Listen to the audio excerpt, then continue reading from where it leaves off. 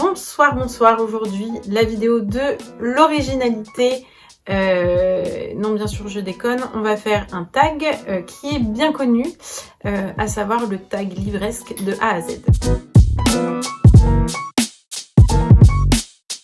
Donc dans ce tag, chaque lettre correspond à un mot qui fait référence à une question à laquelle je vais devoir répondre. Et on va commencer tout de suite. C'est parti pour la première lettre. Donc A pour auteur, donc l'auteur dont j'ai lu le plus de romans. Donc normalement ça doit être Camilla Läckberg, c'est une autrice de romans suédois. Elle a fait 10 tomes pour sa série des enquêtes d'Erika Falk. Et je les ai tous lus quand j'étais... En fait, j'ai découvert cet auteur, je crois que j'étais au lycée.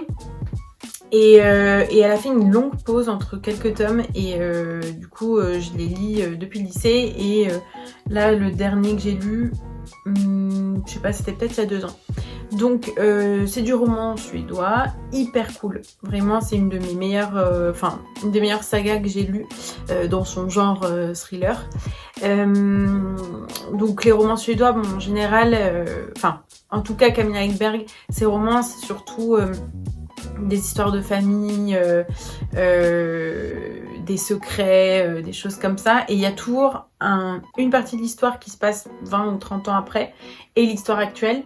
Et à la fin du roman, souvent les deux histoires se rejoignent.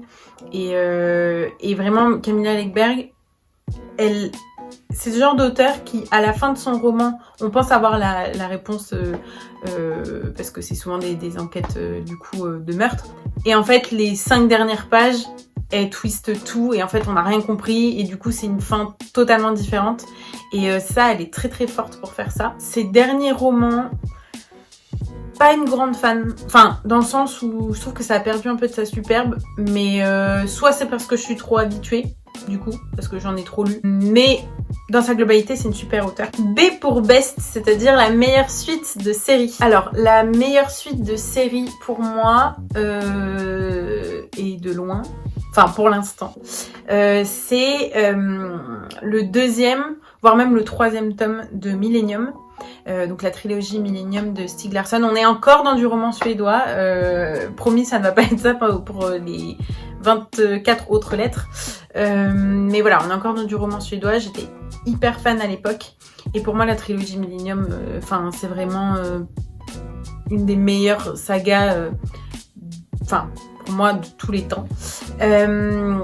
Donc, le tome 1 de Millennium, en fait, c'est une affaire qui est un petit peu à part des 2 autres tomes, mais c'est avec les mêmes personnages. Donc c'est une sorte de suite, mais vraiment j'ai adoré. Le 2e et le 3e tome, c'est la même enquête et c'est un peu une histoire de trafic de prostituées des pays de l'Est. Il y a des histoires de mafia, c'est un peu dark, mais plein de rebondissements. Et des personnages hyper complexes, une intrigue hyper complexe. C'est un peu hard.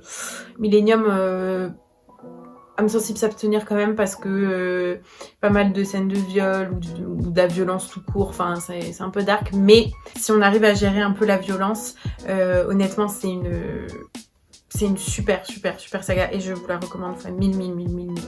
C'est pour current, c'est-à-dire ma lecture en cours donc on est en plein dans le challenge en avril vite à pile et je suis en train de lire Rebecca de Daphné du Maurier. Donc Rebecca de Daphné du Maurier, de toute façon j'ai déjà fait un pitch dans ma vidéo de présentation de PAL du challenge en avril 8 à pile, donc le challenge de Blabla Books. Donc je l'ai commencé, il est top, vraiment, je suis à la page 84 et je suis déjà attachée au personnage, c'est déjà hyper pesant comme atmosphère.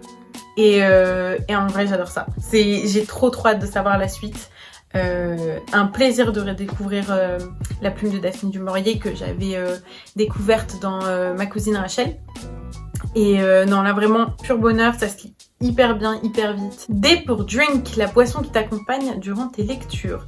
Eh bien, rien ne m'accompagne pendant mes lectures la plupart du temps, à part du thé quand j'ai froid. Mais en fait, souvent, ce qui m'accompagne, c'est plutôt de la musique.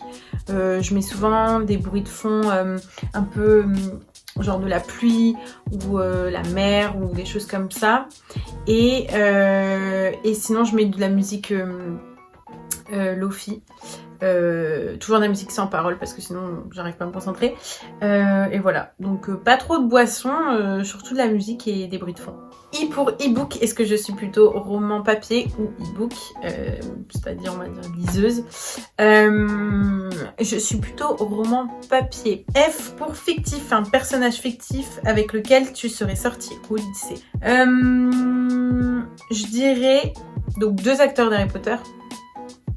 Soit Rupert Grint, c'est-à-dire Ron Weasley. Je pense que je suis une des seules à avoir eu un crush sur lui, mais bon, tant pis, j'assume. Et Dean Thomas, qui est, je sais plus le nom de l'acteur, Elfie quelque chose, je ne sais plus. Bref, du coup voilà, c'était mes 2 potentiels crushs, pas du tout dans le même registre, mais en tout cas voilà, 100% Harry Potter. G pour Glad, un roman pour lequel tu es contente d'avoir donné une chance. Alors, je dirais un Q84.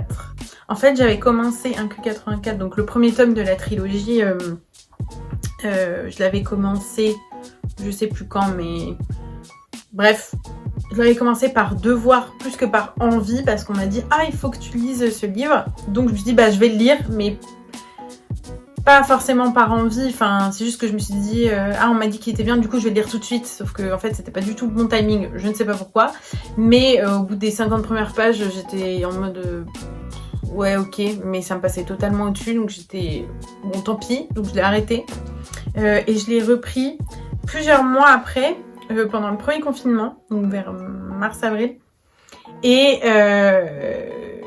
j'ai adoré, et j'ai enchaîné après les 3 tomes quasiment à la suite.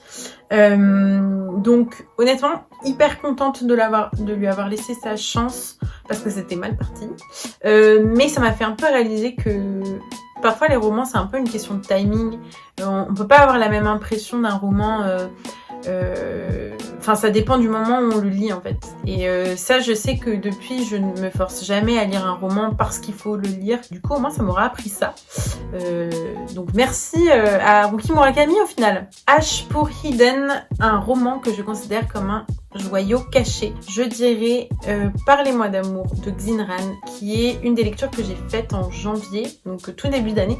Bon, déjà, c'est une de mes meilleures lectures de 2021. Alors, je sais que l'année n'est pas du tout finie, mais clairement, cette lecture aura sa place dans mon top 2021. Elle va interroger 4 femmes d'une même famille, mais qui du coup appartiennent à des générations différentes. Et elle va en quelque sorte avoir c'est pas vraiment une interview, mais elle va avoir une discussion avec elles sur leur vision de l'amour, du couple, de la famille, et tout ça sur un fond en fait d'histoire de Chine du XXe siècle. Et c'est vraiment passionnant. Il y a un énorme apport historique à ce roman. On en apprend, enfin moi personnellement je ne connaissais pas du tout l'histoire de Chine au XXe siècle, et vraiment il y a un apport historique énorme sans faire trop, sans se perdre dans des dates, des faits qui se sont passés et puis ça qui s'est enchaîné, enfin c'est toujours en arrière-plan, mais par contre ça aide énormément à comprendre en fait justement le témoignage de ces femmes-là. Ce roman je l'avais découvert grâce à la chaîne de Mimsly il y a longtemps. J'essaierai de retrouver la vidéo où elle en parle et je mettrai dans la description. Je pense c'est une autrice, je vais continuer à lire ses romans parce que c'est vraiment super passionnant et très très bien écrit. Et pour important, un moment important dans ma vie de lectrice. J'avais 9-10 ans, je pense, dans mes souvenirs, parce que du coup ça remonte à pas mal longtemps. Et j'avais lu l'histoire d'Hélène Keller. Donc c'est l'histoire d'une petite fille qui est sourde, muette et aveugle, et en fait suit son histoire, donc de sa toute petite enfance à peut-être son adolescence, je crois, ou même jeune adulte, je sais pas, je me rappelle plus, parce que c'était il y a vraiment longtemps. Comment elle arrive à vivre en étant privée quand même de sens hyper importants. Je ne me souviens pas de l'histoire dans les moindres détails, je crois qu'il y a une histoire de cirque à un moment, bref, mais c'était, je sais pas, c'est un roman qui m'a marqué parce que ensuite j'ai eu envie de lire plus et je me souviens que j'ai commencé Harry Potter juste après et ensuite j'ai enchaîné plein de romans, enfin vraiment ça a été le point de départ de ma vie de lectrice entre guillemets. J'ai pour juste la lecture que je viens tout juste de terminer et j'ai terminé il y a quelques jours, Les Amants du Spoutnik de Haruki Murakami. Donc c'est un des romans qu'il y a dans le challenge En avril vite ta pile. Donc je vous remettrai le lien de ma vidéo dans la description. Comme ça vous aurez un pitch. En un mot, envoûtant. Ça l'a encore fait avec moi, Haruki Murakami. J'ai encore plus envie de découvrir les romans de Haruki Murakami. Je sais pas comment il fait. Enfin, il a vraiment une plume. On est tout de suite dans l'histoire, on est attaché au personnage. Enfin, dites-moi si vous avez lu des livres d'Haruki Murakami et si vous avez le même sentiment. Mais je sais pas, ça doit être dans sa plume, mais je sais pas. En tout cas, c'est magique et je pense que je vais bientôt me lancer sur Kafka sur le rivage. C'est un Haruki Murakami qui me tente depuis pas mal de temps, mais il est un peu gros. Du coup, je vais attendre parce que j'ai un peu trop de pavasse dans ma palle. Donc, on verra. La vidéo va durer 40 minutes. Et je m'étais dit que je ferais plus court. Mais c'est pas grave. K pour Kind, le genre de roman que tu ne liras jamais. Alors, je pense que je ne lirai jamais de feel good. Après, il n'y a que les imbéciles qui changent pas d'avis, comme on dit. Donc, si vous avez des recommandations de livres feel good qui sont révolutionnaires, allez-y. Mais c'est vrai que le feel good, j'ai un peu de mal avec ce genre de roman. Mais c'est totalement personnel. C'est juste que moi, quand les lectures que j'ai envie de lire, faut qu'il y ait quelque chose de pas forcément de triste, mais de complexe, d'un peu dark. On se prend la tête, on essaye de démêler le vrai du faux. Enfin, une vibe un peu comme ça. Et après, je me trompe peut-être, mais je pense pas que c'est l'objectif des romans feel good. Et du coup, voilà, c'est peut-être un peu pour ça que je pense que je vais pas vraiment m'y retrouver. Peut-être qu'un jour,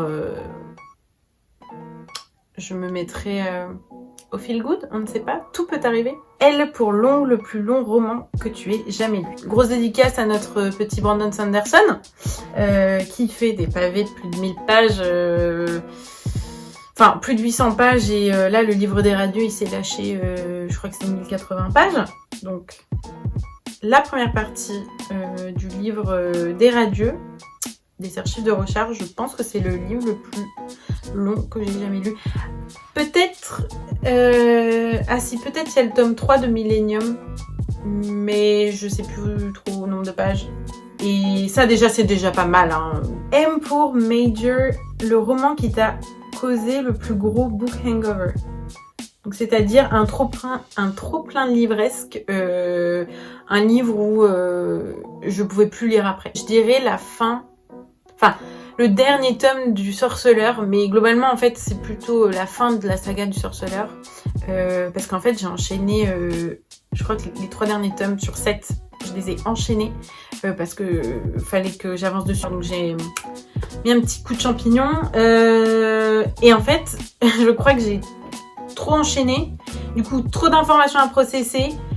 Du coup, bon, la fin elle est arrivée, ok, blablabla, j'ai fini le dernier tome. Et là, il m'a fallu quand même une semaine ou 2 quand même pour m'en remettre. Juste parce que fallait aussi quitter un univers, quitter des personnages. Moi, je suis toujours un petit peu nostalgique quand je finis une saga. Je trouve ça vachement triste. Mais il me faut toujours de base 1 ou 2 semaines. Alors, je vous en parle pas quand j'ai terminé Harry Potter. Là, je crois qu'il m'a fallu 6 mois pour que je réouvre un livre. Bref. Mais saga très bien. Mais c'est juste qu'il fallait que je fasse le deuil de Geralt. N pour nombre, le nombre de bibliothèques que tu possèdes. Lol. Donc, comme je l'ai dit dans ma précédente vidéo, je n'ai qu'une case dans mon appartement. Alors j'ai recompté, normalement je peux faire passer une vingtaine de livres. De poche, bien sûr, hein, faut pas abuser. Ce qui est pas mal du tout. Mais voilà, je n'ai pas de grande bibliothèque. Chez mes parents, oui, j'en ai une. Mais là, du coup, je vais me contenter juste d'une case qui doit faire 50 cm par 50 cm. Mais c'est pas grave. Ça, au moins, quand j'achète un bouquin, je peux pas faire de folie. Je peux pas me dire, tiens, je vais acheter 10 bouquins d'un coup parce que ça rentre plus. Donc, au moins, ça contient ma frénésie d'achat. Et c'est plutôt pas mal. O pour One, le roman que j'ai lu plusieurs fois. Eh bien, je pense que les seuls romans que j'ai lus plusieurs fois, ce sont les Harry Potter. Je crois que j'ai jamais relu d'autres bouquins 2 fois ou 3 fois. Les Harry Potter, tous, je sais pas, je pense que le 5, j'ai dû le lire 3 fois. Bref, j'en ai lu, au moins chaque tome a été lu au moins une deuxième fois.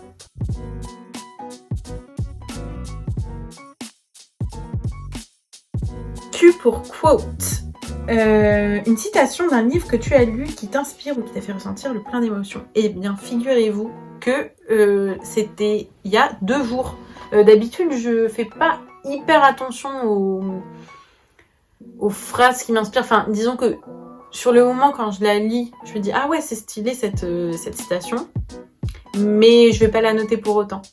Mais là, hier, ou il y a 2 jours, je ne sais plus, ouais, c'était il y a 2-3 jours, j'étais en train de lire Rebecca, du coup, de Daphné du Maurier, et il y a une phrase qui m'a tapé dans l'œil, qui est, je vous la cite, « Le bonheur n'est pas un bien quantifiable, c'est une qualité de pensée, un état d'esprit. » En vrai, stylé. Honnêtement, ça m'a vachement parlé. Et voilà. R pour regret, un regret de lecteur. Alors, ça va faire un petit peu faillotte. Mais en vrai, je regrette trop de pas avoir plus profité des cours de français que j'avais au lycée, ou même au collège d'ailleurs, surtout au lycée. Parce que par exemple, quand on étudiait des classiques, bon d'ailleurs on étudiait majoritairement ça, au moins on avait la biographie de l'auteur, l'explication du contexte dans lequel l'œuvre a été écrite, et tout ce qui gravite autour de l'œuvre, l'explication des passages, de ce que l'auteur a voulu dire et tout ça. Alors évidemment, aujourd'hui, il y a une magnifique chose qui s'appelle Internet, qui fait que je peux avoir l'information si je le souhaite. Mais c'est juste que voilà, des cours qui sont exclusivement réservés à l'étude d'une œuvre classique. C'est vrai que je pense que quand on est au lycée ou au collège, ça nous passe au-dessus. Mais moi, quand je me retrouve à en lire maintenant, enfin aujourd'hui, des classiques, ben parfois c'est un peu intimidant quoi. Nous arrivons vers la fin. S pour série. Une série que tu as commencé mais pas finie et dont tous les livres sont sortis. Donc dans cette catégorie, je mettrai le cycle des robots de Isaac Asimov. Donc j'ai lu le premier tome du cycle des robots qui s'appelle Les robots. En fait, Les robots de Isaac Asimov, c'est un recueil de nouvelles. J'ai fait une chronique sur mon compte Instagram Luctrice. J'essaierai de vous mettre le lien du post dans la description pour une chronique, enfin un pitch un petit peu plus étendu. Mais voilà, donc j'ai lu le premier tome. Je crois qu'il y a 6 tomes pour le cycle des robots. Et ensuite, il y a son cycle Fondation. Et ensuite, il y a un autre cycle. Enfin bref, Isaac Asimov, auteur de SF assez majeur. J'ai vraiment envie de découvrir le reste de ses œuvres. Mais voilà, j'ai lu le premier tome et ensuite j'ai lu autre chose et je m'y suis jamais remis dedans. Mais je pense que je vais bientôt m'y remettre. Mais c'est juste que je suis deg parce que j'avais une édition qui est plus éditée. Et du coup, le deuxième tome, il va être dans une autre édition. C'est des trucs de maniaque. voilà, des éditions, mais je sais pas, ça m'énerve. T pour 3. Et là, je dois vous donner le top 3 de mes meilleures lectures de tous les temps. Donc, je mettrai en premier Millennium, donc la trilogie Millennium, comme j'en parlais au début de la vidéo. Je pense que j'étais un peu trop jeune pour lire honnêtement cette trilogie, parce qu'elle est vraiment dark. Ensuite, évidemment, la saga Harry Potter qui a marqué mon adolescence, enfin voilà, même si aujourd'hui il y a pas mal de polémiques sur J.K. Rowling, ça reste quand même une saga qui m'a accompagnée de mon collège à mon lycée et pour moi ça reste une œuvre très très importante pour moi. Et en troisième, une lecture que j'ai faite fin 2020 qui m'a retourné, enfin ça m'a pas retourné le cerveau, mais en tout cas c'était passionnant et vraiment je m'attendais pas à ce que ce soit autant cool. C'est Marche ou crève de Stephen King que j'ai découvert grâce à Chroniques Livresques et ses vidéos sur toutes les œuvres de Stephen King. Vraiment, si vous les avez pas vues, ces vidéos, elles sont top. Stephen King, en fait je me mets à Stephen King grâce à ces vidéos-là. Et c'est super bien pitché, donc je vous invite vraiment à aller regarder ces vidéos. Et j'ai acheté Marche ou crève suite à la vidéo de Chroniques Livresques du coup, et j'ai adoré. U pour unapologetic, quelque chose dont tu n'éprouves aucun remords d'être fangirl. Alors je ne suis plus fangirl, mais je l'étais à une époque. J'étais fangirl de 50 nuances de Grey, où j'ai lu la trilogie. Et j'étais fan, enfin surtout du premier parce que les deux autres, bof. Mais ouais, le premier tome j'étais fan et voilà. Je pense que si je relisais la trilogie maintenant, j'en vomirais tellement, j'aimerais pas. Mais voilà, c'était une époque où j'étais fan et j'ai pas de regret d'avoir lu la saga, mais aujourd'hui je la relirai pour rien au monde. V pour Very, un roman dont tu attends la sortie avec grande impatience, plus que celle des autres. Alors, le roman est déjà sorti, mais j'attends avec impatience sa sortie en poche, parce que le grand format, du coup, est trop grand pour ma case, vous aurez compris, et parce que du coup, les grands formats, c'est assez cher, je trouve, donc je préfère attendre la sortie en poche. J'espère qu'il va sortir en poche.